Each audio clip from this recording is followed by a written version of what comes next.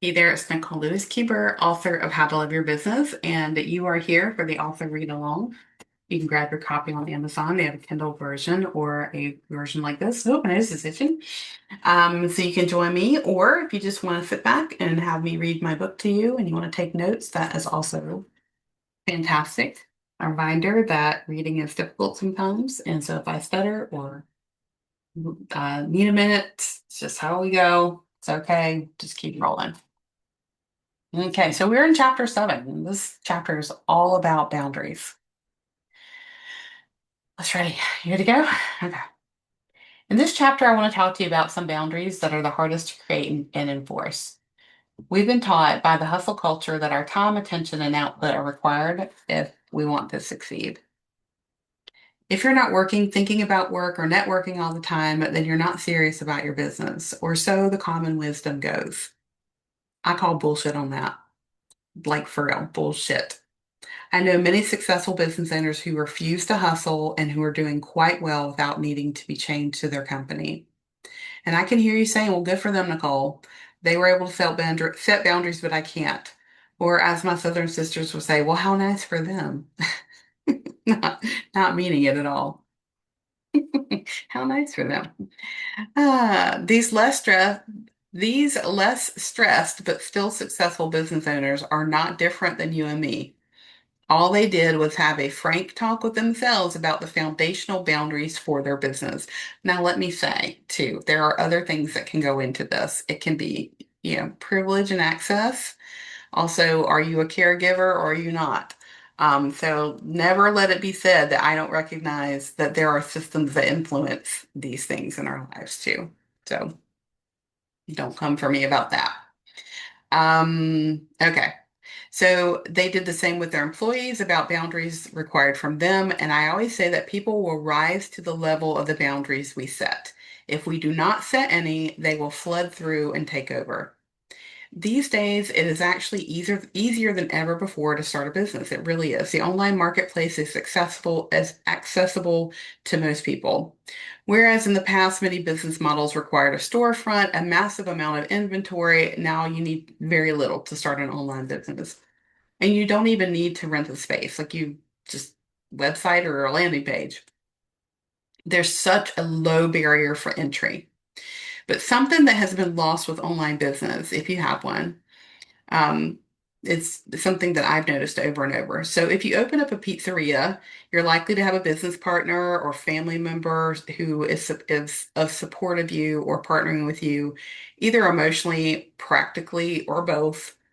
You sought financing, you carefully considered the location and staffing. Like you thought about who would you hire to make the store a success, and perhaps you had a conversation with your family about what sacrifices you needed to make to ensure your business flourished. Maybe you even determined that your kids would spend some time working in the pizzeria. What I'm getting at is that you cannot open a pizza shop overnight. It takes months of planning, intention, boundary setting, dedication, work chart, conversations with business partners, backers, and family. If you have an online business, on the other hand, you can literally open within 24 hours if you so desire, and some people do, even now more than ever. And on the surface, your business appears easy, nimble, and accessible. An example of that laptop lifestyle you have heard and read so much about. And if you decide to be a seller for a direct sales company, I put a few names in here. You can buy your startup kit or you can sign on with a company like Angie's List or Fiverr or any of these to begin getting clients within days.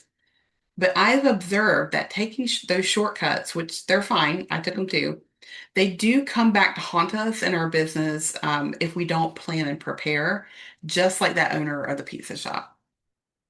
Owners of online businesses need to have the same conversations and boundary setting practices as the owners of traditional businesses do. They need to write a business plan, know how to do payroll, pay taxes, have clear communications with their team about who is doing what and when. Otherwise, believe me, there's going to be conflict and chaos, both with finances of the business and the employees and yourself. One thing you absolutely must put a boundary around is the amount of time that you connect with your business. And this includes the number of hours you will work.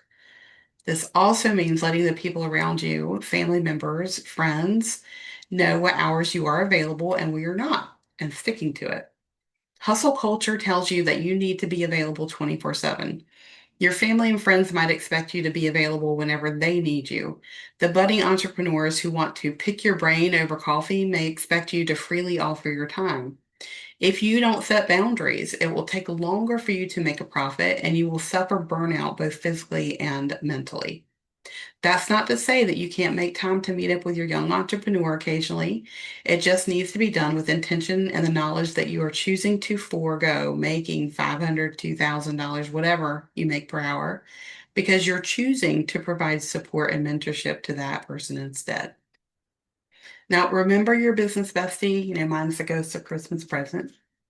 That person that I asked you to find in chapter 4, or that entity or that thing.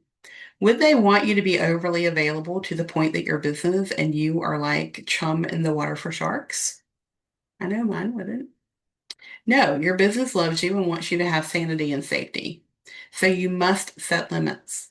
We have all had intense jobs where our boss expected us to be available outside of office hours and did not respect our time and our autonomy. And so, how did that make you feel when that happened? Did you love that boss or did you feel resentful? A reminder, dear reader, that you did not start your business so that you could burn out. All relationships need boundaries. They need to be defined and they need to have intentions set for them. It's the same for our business. Create the necessary boundaries so your business can thrive. Here's how you can do that, needed for your business to thrive and for you to have some sanity. Number one, time. When do you tell your partner and kids, if you have them, that you're not available so that you can work with your business? And when do you rest? When do you shut down for the day? The week. When are you open for networking coffees or clients or vendor interactions? Map this out before you launch your business if you can. Find systems that can support you in setting these boundaries around your time, such as a calendar alert, appointment schedulers, that guard your calendar, and clear policies with your clients and employees about your availability. Space. Look again at that space that you and your business inhabit. I want you to draw some perimeters around the place that you work and keep it as sacred as possible. Tell those around you what the rules are for the space. If the door is closed, that means do not interrupt me unless there's a fire. Or when the dimmable LED mood lamp on my desk is red, that means under no circumstances are you to bother me. When the light is yellow, it means no stupid questions like where's the cereal? I'm laughing at myself writing this. And when it's green, it means I'm free. Bother me as much as you like. Remember, you and your business deserve a dedicated home in which to live. I have a client who has a pen. This is an aside. It has a pen. It says, it has like a little thing that goes from one end to the other that says, emotionally available, emotionally shut down. So this kind of feels like that. All right, so number 3, family. Whether you have a partner, kids, or extended family around you, you will absolutely need to have a conversation with them about when you're available, when you're off limits. You will need to ask for their buy-in to your dream and maybe even redefine some roles. Perhaps this means that the household chores are reassigned. Maybe this means that the things that we have always done have to change to the things we do now. Every day, I see business owners trying to grow their business without ever having these conversations. They want to be available all the time to their clients and to their family and don't think that this requires any change in their households. This is a recipe for self-abuse. If your family loves you, they will adjust, but you must lay down some boundaries. Number 4, energy. It can be exhausting to run a business, so energy management is crucial. What boundaries around your energy are you willing to create? Are you surrounded by energy vampires? Many of us are. Are you working nonstop or making time for any rest or downtime? Are you walking into client meeting emotionally vulnerable, setting yourself up for feeling like a failure? Energetic boundaries were so important for me to create, especially because I'm an introvert. And as an introvert and as someone who has a learning difference, my bandwidth can be pretty low sometimes. And yet I can still run a successful business when I honor that about myself and plan accordingly. Number 5, have a growth mindset. We all have an inner critic. It is there for a very important reason to keep us safe. And in fact, our inner critic lives in the amygdala, the center of fear and anger in our brain. It really is impossible. It really is an impossible feat to try and shut its response down since we are biologically wired for it. So instead of trying to ignore it, listen to it, but don't let it have the final say. Have a conversation with it. For instance, you could say to it, I get it. Speaking in front of that audience feels unsafe. Or you're right. No one has ever built a business on the intersection of drama and small business ownership. Possibly. I know it's risky, but I believe that there's a huge opportunity. So thank your inner critic that I'm going to move forward because there's possibility and abundance to be had. This is an example of embracing a growth mindset which thrives on challenges and does not see them as a failure, but as an opportunity. It really takes courage and a willingness to change your beliefs about what is possible when you start a business. Therefore, protect your mindset by connecting with those who have a growth mindset and can see tasks like information gathering as challenges, not obstacles. Setting boundaries can be very difficult because many of us, especially those of us who are women, have been conditioned not to have them. The list above includes some tangible examples of how you can begin to set boundaries for your business. If you're still struggling to set boundaries, here are 3 exercises that'll help. So we're going to do some exercises. Ready? Okay. Exercise 1 for this chapter. I want you to think back on your childhood and see if you can find positive examples of those around you who made their boundaries clear. A, what did they look like? How did you feel about that person setting that boundary? Remember, when we're kids, we don't always love boundaries, so that can be present with us. I'm 7, my mom's setting a boundary. I don't like it. I want this thing. I feel overlooked. Maybe feel a little resentful. That can impact our boundaries and how we set them and how we feel about them as adults. B, if you cannot remember any positive examples of boundary setting, think back on what kind of memories you have about someone in your life who wasn't able to set boundaries. What did that look like? How did you feel about it? Write down what came up for you.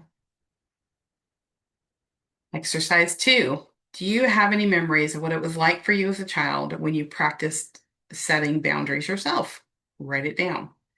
Did it go well? Was your boundary respected or was it overridden? This is a big one. A lot of us as children try and set boundaries and they're overridden, dismissed, or sometimes we're overcome.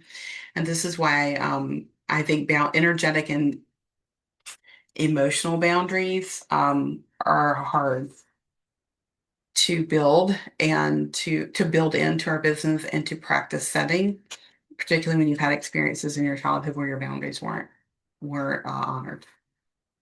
It'd be hard. Okay, exercise number 3. As an adult, has it been difficult for you to set boundaries in your relationship? A, if so, why and what tends to happen? B, how does it feel when you set a boundary and it's not respected? C, what do you think is the biggest barrier that holds you back from setting boundaries for yourself and your business? Write these down. In the next chapter, we're going to talk further about how you don't need to fire your inner critic and ignore it, but to learn to love it and partner with it for the success of your business. So stay tuned to next chapter. And as always, let me know how the read along is going for you and if there's any questions or comments that you have. I'll see you in the next chapter.